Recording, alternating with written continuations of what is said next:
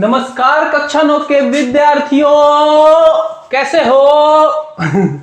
बढ़िया हो गए। हाँ, आज हम कक्षा 9 की गणित पाठ 7 त्रिभुज की प्रश्नावली 7.1 के प्रश्न संख्या 5, 6, 7, 8 को इस वीडियो के अंदर खत्म करेंगे, समाप्त करेंगे। तो चलिए शुरू करते हैं आगे के प्रश्न। पर उससे पहले अगर आपने पहले की वीडियोस नहीं देखी तो आप वीडियो के डिस्क्रिप्शन में चले जाओ, वहां पे आपको चैप्टर वाइज हर एक पार्ट वाइज प्लेलिस्ट मिलेंगी, वहां पे आप देख सकते हो। और इस चैप्टर की भी पीछे की वीडियो नहीं देखी तो आप देख लेना, तभी ये समझ में आएगा। खास करके पहला पार्ट इसका, जिसमें मैंने समझाया कि ये चैप्टर में है क्या, कैसे करना है, किन चीजों को। ठीक है, तो चलिए शुरू करते हैं। पहला प्रश्न, पांचवा प्रश्न दिया गया इसका, रेखा एल कोण ए को समद्विभाजित करती है। ठीक है, अब एल रेखा कहां पे है? ये रहा डायग्राम, ये है चित्र आकृति, ये है एल रेखा। वो किस वाले कोण को समद्विभाजित करे? ए कोण, यानी कि ये यहां से लेके यहां वाले कोण को, ये जो बीच से गई है काटते हुए, इसको दो भागों में, बराबर भागों में बांट दे रही है, दो बराबर भागों में बांट दे रही है, करती है। और बी रेखा एल पर, बी रेखा एल पर, ये वाली रेखा बात करेंगे। ठीक है, ये एल है, ये बी रेखा एल पर स्थित कोई बिंदु है, बी बिंदु है एक, ठीक है, जो एल पे स्थित है। बीपी और बीक्यू, बीपी और बीक्यू मतलब ये वाली रेखा और ये वाली रेखा कोण ए की भुजाओं पर बी से डाले गए लंब है। ठीक है, मतलब इस बी बिंदु से कोण ए की भुजा, ये वाली एक है, एक ये है, इन दोनों के बीच में ये कोण बना था, इनके ऊपर डाला गया लंब है, मतलब इन भुजाओं के साथ 90 अंश का कोण बना रहा था, इसलिए ये वाला सिंबल यहाँ पे बनाया है कि 90 अंश का कोण बना रहा है। देखिए आकृति 7.20, ये मैंने बना दिया आकृति। उसके बाद कह रहा है कि दर्शाइए कि त्रिभुज एपीबी मतलब ये वाला त्रिभुज, ठीक है, सर्वांगसम त्रिभुज AQB, ये वाला त्रिभुज कह रहा है कि ये आप दर्शाइए, ये सिद्ध कीजिए कि ये दोनों क्या है, त्रिभुज सर्वांगसम है। और इसका एक पार्ट है, एक पार्ट और दिया गया, उसको मैं अभी कराता हूं आगे। ठीक है, तो सबसे पहले तो हमें सिद्ध करना है कि ये वाला त्रिभुज इस वाले त्रिभुज के सर्वांगसम है। अब बताओ आप क्या कर सकते हो यहाँ पे, इनमें इनकी कौन सी 3 बातें हैं जो बता सकते हो कि दोनों त्रिभुजों में बराबर है। अगर 3 बातें बराबर होंगी तो पूरा का पूरा ये सर्वांगसम होगा। मतलब इस त्रिभुज के एक के ऊपर दूसरा त्रिभुज रखेंगे तो नीचे वाला नहीं दिखेगा, या फिर नीचे वाला ऊपर इसके फर्स्ट वाले के ऊपर रखेंगे तो ये भी नहीं दिखेगा, मतलब पूरा पूरा डिट्टो एक कॉपी होंगी। ठीक है, तो भाई क्या हम इनमें 3 बातें बता सकते हैं जो दोनों में बराबर है? तो अगर ध्यान से देखो, त्रिभुज APB ये वाला त्रिभुज और ABQ में एक तो आपको कोण दिख रहा है सीधा सीधा, ये वाला कोण, ये वाला कोण, दोनों 90 अंश है। एक चीज तो ये बराबर हो गई। ठीक है, ये दिया ही गया है कि इसके ऊपर लंबवत है, ये इसका मतलब कि 90 अंश है। दूसरी बात है, त्रिभुज ABQ में ये वाला कोण क्या होगा? त्रिभुज ABQ में इस वाले कोण के बराबर होगा। क्यों होगा? क्योंकि ये क्या कर रहा है, एल वाली रेखा कह रही है कोण ए को समद्विभाजित कर रही है, 2 बराबर भागों में बांट रही है। तो एक भाग इस वाले त्रिभुज के अंदर आ रहा है, एक भाग इस वाले त्रिभुज के अंदर, मतलब दोनों बराबर होंगे। एक बात तो ये हो गई। तीसरी बात क्या बता सकते हो? तीसरी बात अगर आप ध्यान से देखो तो AB ये क्या है, दोनों त्रिभुजों में है, मतलब उभयनिष्ठ है। और कोई चीज दोनों में होती है, कोई एक भुजा ही है, मतलब ये दोनों त्रिभुजों के लिए बराबर है। ठीक है, अब अगर APB में लो तो ये AB भुजा भी है, और ABQ में लो तो ये वाली भुजा भी है, मतलब सेम भुजा की बात हो रही है, यानी कि दोनों में बराबर होगी। इसको बोल देंगे उभयनिष्ठ। तो ये क्या 3 चीजें हमने बता दी, पर किस नियम से सर्वांगसम हुआ? तो इसके लिए 3 नियम अभी तक पढ़ेंगे, SAS, AAS और ASA। तो इसमें क्या है, AAS वाले से सर्वांगसम है। कैसे? ये वाला कोण और ये वाला कोण और ये वाली भुजा की बात हो रही है, ऐसा अगर होगा तो हम AAS बोलेंगे। SAS क्या था, 2 भुजाएं हो और उनके बीच वाला कोण ही बराबर हो, तब उसे SAS बोले थे। और AAS क्या था, एक भुजा हो, उसका ये वाला कोण और ये वाला कोण अगर दूसरी भुजा के बराबर हो तब उसे AAS बोले थे। और ऐसी स्थिति है तब मतलब AAS सर्वांगसम है। ऐसी स्थिति का क्या मतलब है कि एक त्रिभुज है जिसकी ये वाली भुजा दूसरे वाले त्रिभुज के बराबर हो जाती है, ये वाला कोण दूसरे वाले कोण के बराबर हो जाता है, ये वाला कोण दूसरे वाले कोण के बराबर हो जाता है, तब इसे बोलते हैं AAS। ऐसा ही यहाँ पे है, ये वाली भुजा इस वाले त्रिभुज के बराबर, ये वाला कोण इस वाले त्रिभुज के बराबर, ये वाला कोण इसके, तो ऐसी स्थिति में हम इसे AAS सर्वांग सम कहेंगे। ठीक है, तो चलो हम करते हैं, इसका हल लिखते हैं। सबसे पहली बात तो हम इसमें बता देते हैं कोण कौन सा, ये वाला कोण और ये वाला कोण क्या है, बराबर है। तो इसमें लिखेंगे कोण AQB बराबर है कोण, अच्छा ये चीज लिख देते हैं, किसके बारे में बात हो रही है सबसे पहले, तो त्रिभुज APB और त्रिभुज AQB में, इन दोनों में बात कर रहे हैं। कोण AQB बराबर कोण APB, ठीक है, APB मतलब ये वाला कोण, और ये क्या है, बराबर है। क्यों है, क्योंकि ये क्या कर रहा है, कोण A को समद्विभाजित कर रहा है। यहां पे लिखना चाहो तो लिख देना, L रेखा कोण A को सॉरी ये नहीं है, इसकी है, सॉरी लंब है, ठीक है, या फिर डायरेक्ट लिख दो, क्योंकि ये 90 बराबर 90 है, संपूर्ण है। ठीक है, ऐसा भी लिख सकते हो, या फिर जैसा प्रश्न में दिया गया है ऐसा लिख दो, कोई दिया है, सबसे बड़ी बात खत्म। ठीक है, ऐसे लिख के खत्म कर देते हैं, वरना तो आप लिखने को तो लिख सकते हो, इसको क्या था, ये कहां से, ये BP और BQ कोण A की भुजा पर B से लंब डाले गए हैं, ये लिख दो, या फिर डायरेक्ट लिख दो दिया है। ठीक है, उसके बाद अब हम बताते हैं कि ये कोण क्या है, इसके बराबर है, ये वाला कोण ये कोण इसके बराबर है, तो इसको बताएंगे कोण QAB बराबर कोण PAB। ठीक है, और ये कैसे है, ये भी बराबर है, कैसे बराबर है, ये इसको बता दो कि L रेखा L कोण A को समद्विभाजित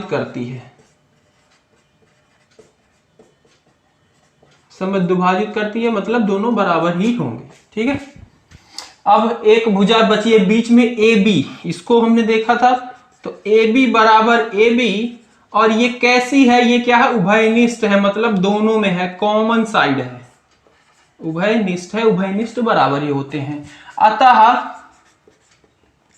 त्रिभुज APB सर्वांग सम त्रिभुज AQB, और ये किस नियम से हुआ, AAS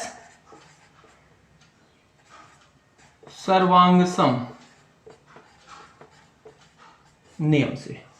ठीक है, ये AAS सर्वांग सम नियम से हो जाएगा, तो ये इस तरीके से आपको करना है। इसका दूसरा पार्ट दिया गया है इसका कि BP बराबर BQ है, अर्थात बिंदु B कोण की भुजा से समदूरस्थ है, मतलब समान दूरी पर है।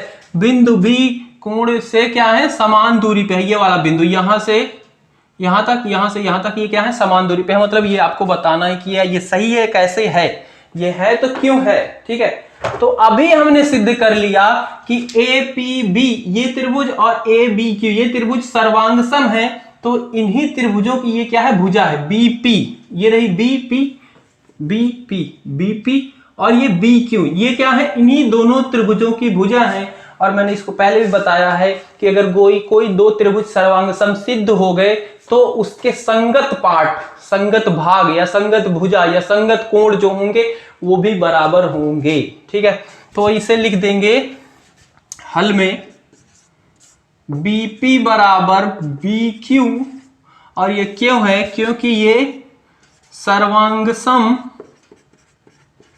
त्रिभुज के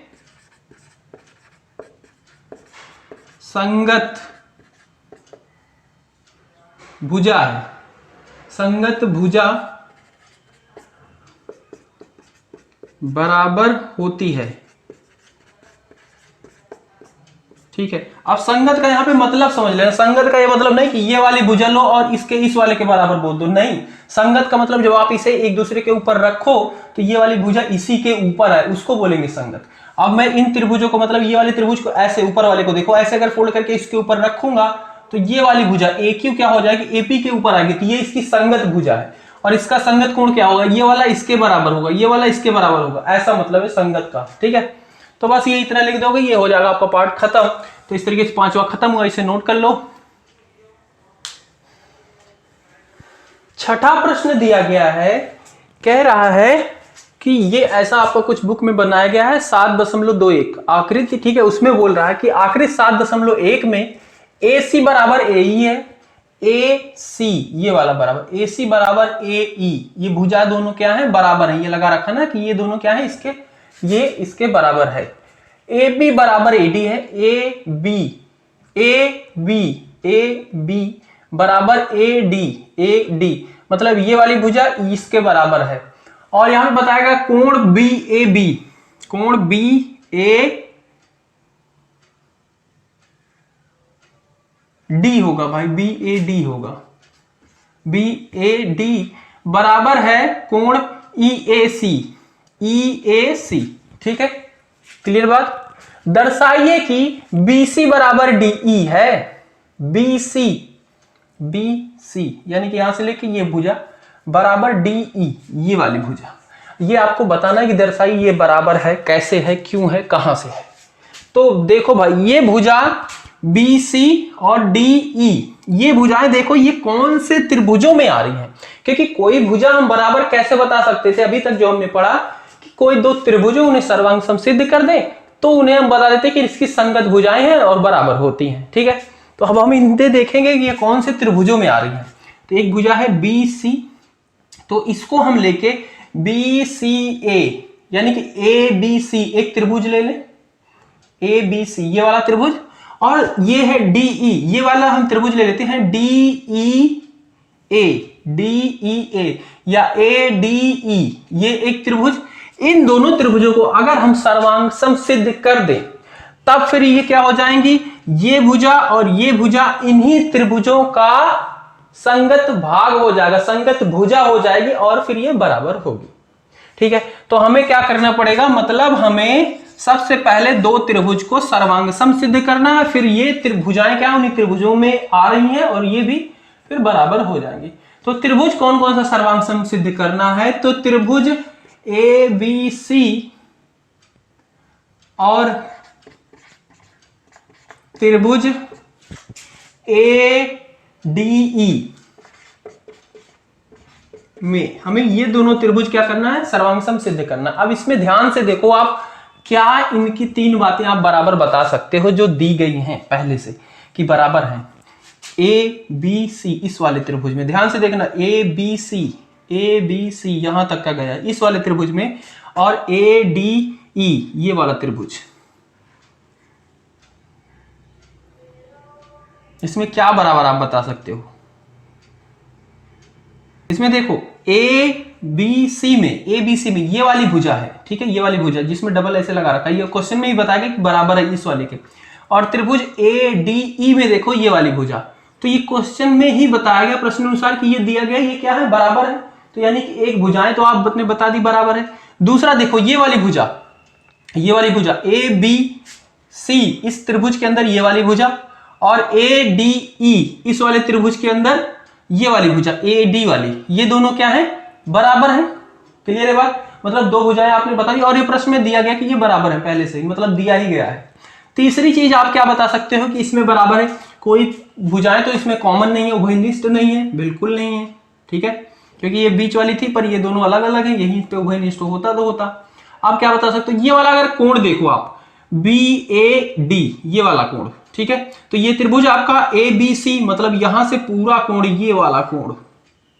क्लियर बात। और अगर ADE वाले त्रिभुज में देखो तो हमें यहां से लेके ये वाला पूरा वाला कोण, ठीक है, ये दोनों बराबर हो सकते हैं। कैसे, देखो ये वाला कोण तो बताया गया है कि इसके बराबर, ये प्रश्न में दिया गया है, ये इतना सा कोण इसके बराबर है, पर इन्हीं इस वाले में जैसे बी ए डी, इस वाले में अगर ये छोटा वाला कोण, ये वाला कोण जोड़ दिया जाए तो ये पूरा कोण मिल जाता है, ठीक है। और इधर इतने वाले में अगर यही छोटा वाला कोण जोड़ दिया जाए तो ये पूरा कोण मिल जाता है। तो इसका कहने का मतलब ऐसे है, मान लो पहले आपके पास 1 kg कुछ था और दूसरे वाले के पास भी 1 kg है कुछ, उसमें मैंने क्या कर दिया 50 ग्राम जोड़ दिया और इधर भी 50 ग्राम जोड़ दिया, तो अब भी दोनों बराबर हैं। पहले 1-1 थे फिर भी बराबर थे। अगर दोनों में बराबर कोई चीजें जोड़ी जाती हैं तब भी वो भी इसका रिजल्ट भी बराबर होगा। ये आपने सर्वांग एक्सिमम के अंदर पढ़ा था, मैंने बताया था, ठीक है, 5th चैप्टर में, हाँ 5th में। तो वही चीज है यहाँ पे यूज होगी। तो अगर हम, तो इसमें देखो सबसे पहले हम इसका एक ये त्रिभुज में ले रहे हैं, हम पहले इस वाली भुजा की बात कर लेते हैं, इस भुजा की। तो यहाँ पे ए सी बराबर कर देते हैं किसके, ए ई, और ये क्या है दिया गया है प्रश्न में ही, आप देख लो ये चीजें दी गई है कि ये भुजा इसके बराबर है, ए ई बराबर ए सी। दूसरा देखो ए बी बराबर कर देते हैं ए डी, ठीक है। ए बी तो इस वाले त्रिभुज के अंदर है, ए बी सी वाले में, और ए डी क्या है, ए डी ई वाले त्रिभुज के अंदर है, ठीक है। तो ये भुजा भी बराबर हो गई, ये भी क्या है दिया है। और तीसरी बात हम लिख सकते हैं कि त्रिभुज बी ए डी बराबर त्रिभुज ई ए सी, बी ए डी यानी कि ये वाला त्रिभुज, और ई ए ई, सी ए ई या ई ए सी ये वाला त्रिभुज, ये दोनों क्या है बराबर है, ये दिया गया है, ठीक है, ये भी दिया है, ठीक है। अब अगर मैं इसी त्रिभुज के अंदर इतने वाले के अंदर ये छोटा वाला मतलब डी ए सी ये त्रिभुज जोड़ दूं,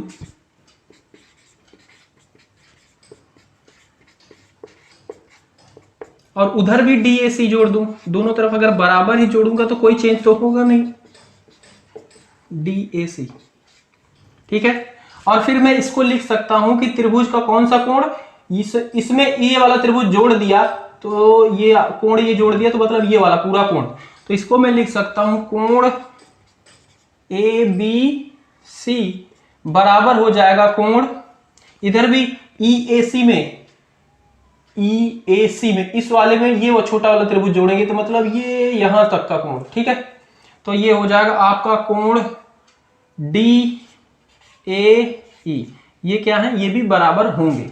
तो यहां से देखो आपने क्या क्या इनकी 3 चीजें बराबर कर दी, एक तो इसकी भुजा, दूसरी भी भुजा, तीसरा क्या है कोण। अब ये देखो कौन कौन से हैं, एक भुजा आपने ये बताई है कि ये वाली भुजा बराबर है दूसरे वाले त्रिभुज के इस वाले भुजा के बराबर, एबीसी त्रिभुज की ये वाली भुजा बराबर है ए डी ई त्रिभुज के इस वाली भुजा के बराबर, मतलब 2 भुजाएं आपने बराबर बताई हैं। और कोण क्या है, इन्हीं भुजाओं के बीच का ही कोण है, ठीक है, क्योंकि ये वाली भुजा थी और ये वाली भुजा थी, इसी के बीच में कोण है। और जब ऐसा कोण हो, ये वाला कोण है, ठीक है, ये वाला कोण है इस वाली भुजा और इस वाली भुजा के बीच में, कौन से त्रिभुज में, ए बी सी में, ये वाली भुजा के बीच में ये वाला कोण है। और ऐसी जब स्थिति होती थी तब हम बोलते थे कि अतः त्रिभुज ए बी सी सर्वांगसम होगा त्रिभुज ए डी ई, और कौन से होगा, किस वाले नियम से होगा, तो ये होगा एस ए एस